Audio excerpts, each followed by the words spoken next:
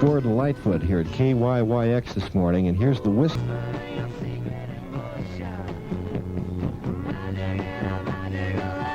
Bob Dylan's Desire on Columbia Records and Tapes. Desire by Bob Dylan is at Budget Tapes and Records for $3.97, the tape $4.97 at all 10 budget locations, including the University Store at 4754 University Way North.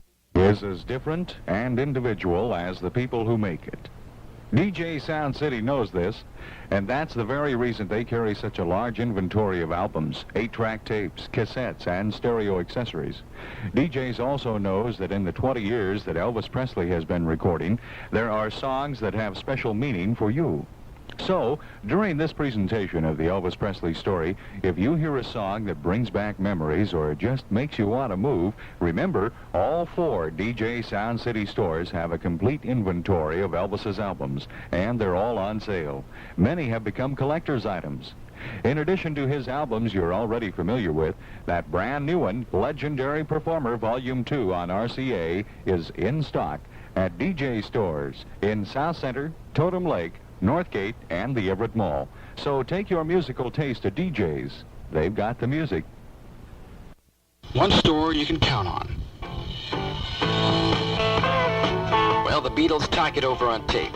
Details on that story in today's Lowdown from FM 100 coming up here in just a minute. RSO Records is planning to reissue some classic rock albums that generally have not been available to the public for several years. According to the label's president, artists involved include the Bee Gees, Cream, and Blind Faith, and a fall release is likely, he said. Current plans call for the release of the Best of the Bee Gees LP, as well as the group's Odessa album, the original Blind Faith LP that featured Eric Clapton, Stevie Winwood, Ginger Baker, and Rick Gretsch, plus the 5 original Cream albums. A new spoken word album on the Beatles will be released in London by Polydor Records called The Beatles Tapes. The double LP features conversations with each member of the group as taped by journalist David Wake between 68 and 73. Besides the interviews, the album also includes instrumental renditions of 10 Beatles songs as well as a set of photographs. Polydor executive Chris Perry says the label is being very careful to promote the record as a spoken word album and not as a package of musical recordings.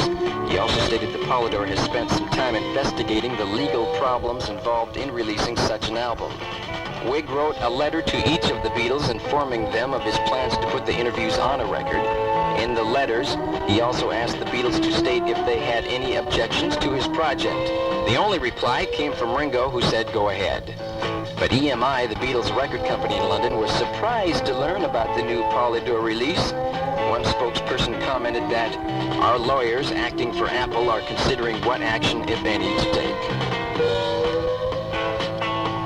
The August edition of the Ladies' Home Journal reports that Elton John is the second most popular hero figure among 5th to 12th graders in the United States. Among other pop superstars appearing on the list, Cher came in at number 20, one place above Bob Dylan.